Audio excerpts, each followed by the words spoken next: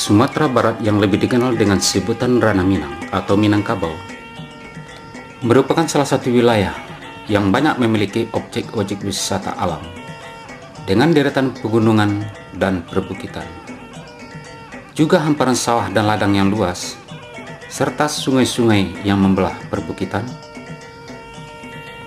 Begitupun dengan pantainya, dengan deburan ombak yang menghempas pantai, merupakan potensi yang cukup besar di sektor pariwisata. Wilayah Minangkabau selain terkenal dengan kekentalan adat budayanya, juga kaya akan keragaman budaya daerahnya, aneka ragam pakaian adatnya, kesenian daerahnya, dan rumah tradisionalnya. Rumah Gadang merupakan rumah tradisional masyarakat Minangkabau, adalah lambang peradaban dan budaya yang tinggi dari suku Minangkabau. Juga merupakan harta pusaka warisan nenek moyang yang tak ternilai harganya.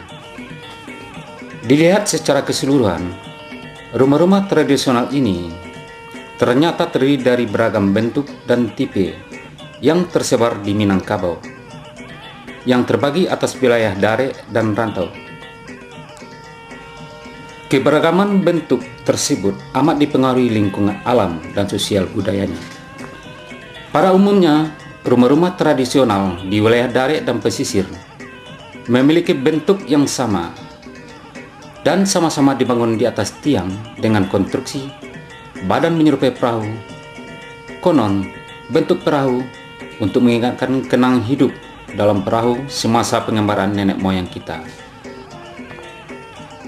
Yang membedakan kedua wilayah ini hanyalah pada atapnya yang bergonjong di wilayah Dare. Bentuk gonjong ini ada yang menyerupai tanduk kerbau, susun siri, dan rabong mambasui. Ketiga bentuk ini dihubungkan dengan kisah aduk kerbau dan makanan dalam upacara adat serta kelengkapan upacara adat.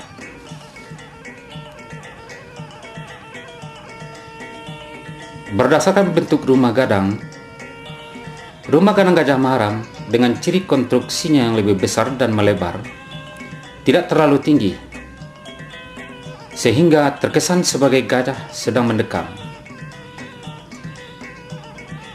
Rumah gadang Serambi Pape dicirikan atap bangunan yang tepat di bagian kiri dan kanan bangunan. Rumah gadang Serambi Aceh, di mana terdapat penambahan ruang atau kamar di bagian depan tempat menerima tamu, ini merupakan pengaruh setelah masuknya Islam dari Aceh.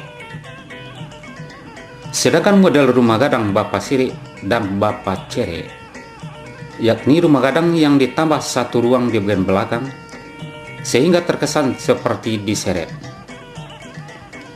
Fungsinya untuk tempat berunding atau berbisik yang sifatnya rahasia sebelum dibawa ke ruang musyawarah. Kelarasan bodi Cinago yang demokratis terlihat pada bentuk rumah yang lantainya datar tanpa anjong. Ini sesuai dengan falsafahnya, duduk sama rendah, tagak sama tinggi, membasui dari bumi.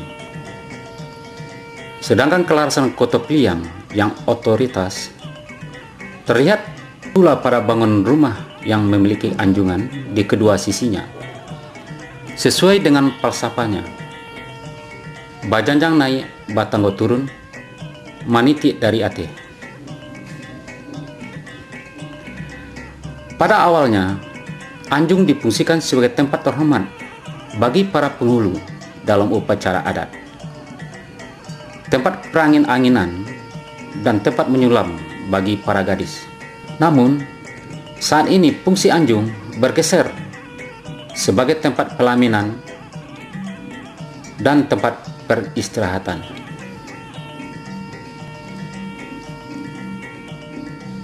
Dalam sistem kekerabatan matrilineal, rumah gadang adalah milik kaum perempuan, sehingga kaum perempuan di rumah gadang dalam ungkapannya dapat disebut Limpape rumah nan gadang. Di rumah gadang inilah segala bentuk aktivitas dilakukan kaum perempuan, mulai dari melahirkan dan membesarkan anak-anak, mengurus rumah tangga, dan sebagainya. Sebagai pemilik dan pengusaha rumah gadang, perempuanlah pemegang kunci dari peti penyimpanan segala harta pusaka yang disebut dengan amban puruk. Perbedaan mendasar antara rumah tradisional di daerah Dare dan pesisir yang paling mencolok adalah pada bentuk atapnya. Rumah-rumah di daerah Dare pada umumnya memiliki gonjong, sedangkan di daerah pesisir atapnya ada yang berbentuk atap kajang pedati yang bermakna untuk mengenang kendaraan yang digunakan sebagai alat transportasi dari wilayah Dare ke pesisir pada masa lalu. Adapun bentuk tungkuy nasi adalah untuk mengenang perbekalan yang mereka bawa ketika pertama kali pindah ke wilayah rantau, yang berbekalan nasi dan dibungkus dengan daun pisang berbentuk limas.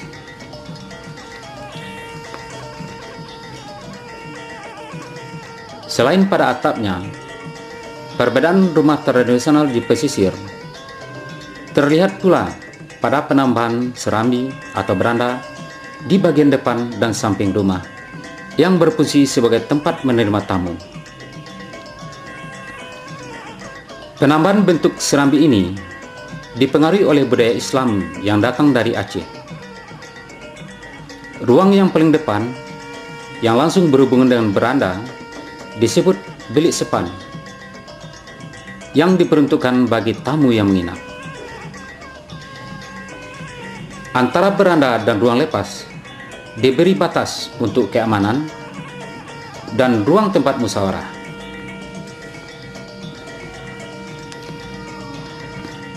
Rumah gadang adalah milik keluarga komunal di Minangkabau.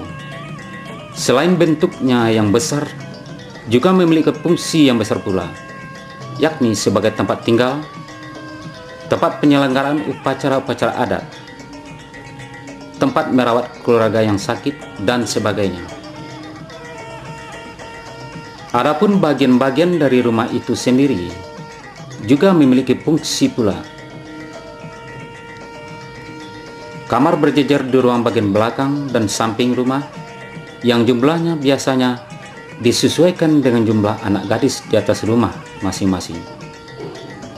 Anak perempuan akan menempati satu kamar tidur. Anjung adalah bagian rumah yang ditinggikan dari lantai, terletak di bagian pangkal dan ujung rumah gadang. Difungsikan sebagai tempat terhormat para penghulu, tempat menyulam, dan peranginan. Dapur merupakan tempat memasak dan mengolah makanan untuk kebutuhan sehari-hari bagi penghuni rumah. Pada umumnya, dapur terletak di bagian dalam rumah gadang. Tangga adalah satu bagian rumah gadang yang pertama dan terakhir kali dilewati bila menaiki rumah gadang. Tangga di rumah gadang ini terdapat di bagian depan dan samping rumah.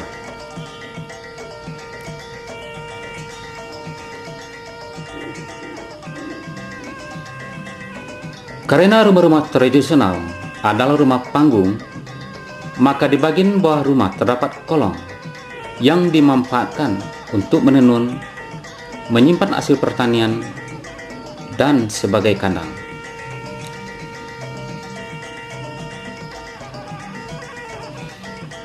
Tambahan ruang di bagian depan yang disebut dengan beranda berfungsi sebagai tempat menerima tamu.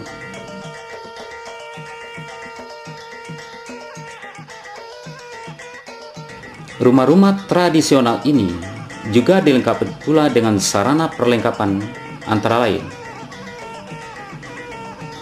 Ada rangkaian setinjau laut dengan ukuran lebih besar, yaitu tempat menyimpan cadangan makanan bagi keperluan upacara dan untuk jamu tamu. Sedangkan rangkaian si bayo-bayo untuk menyimpan cadangan makanan bagi keperluan penghuni rumah. Rumah tamu di bagian samping berfungsi sebagai alat informasi.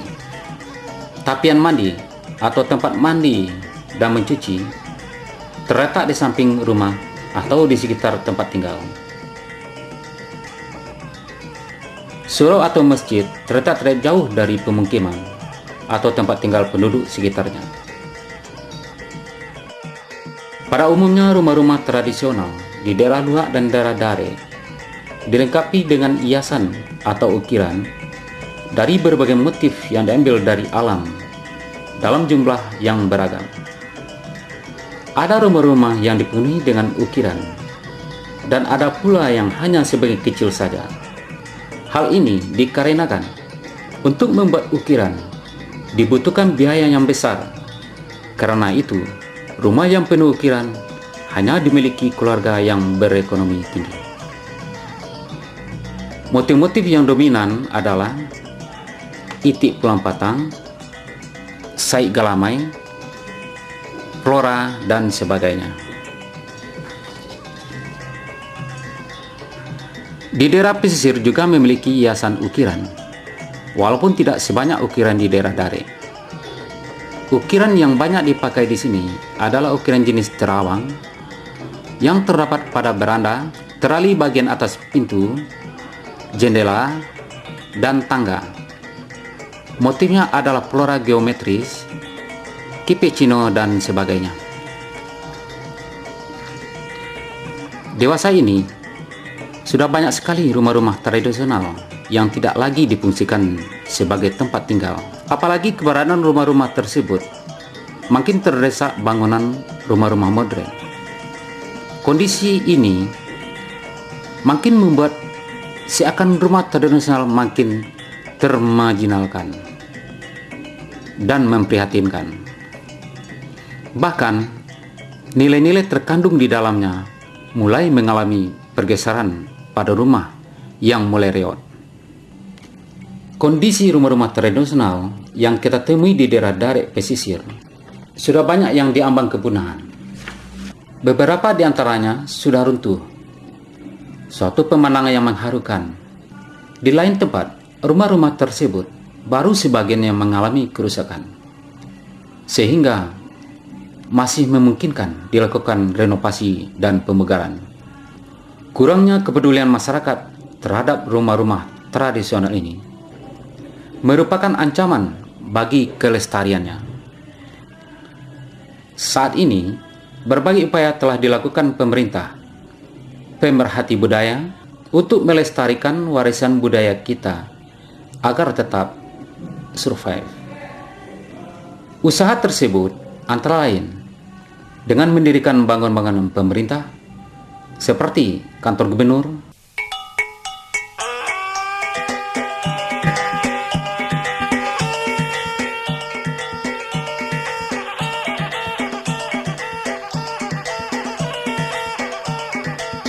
Museum Aditya Warman,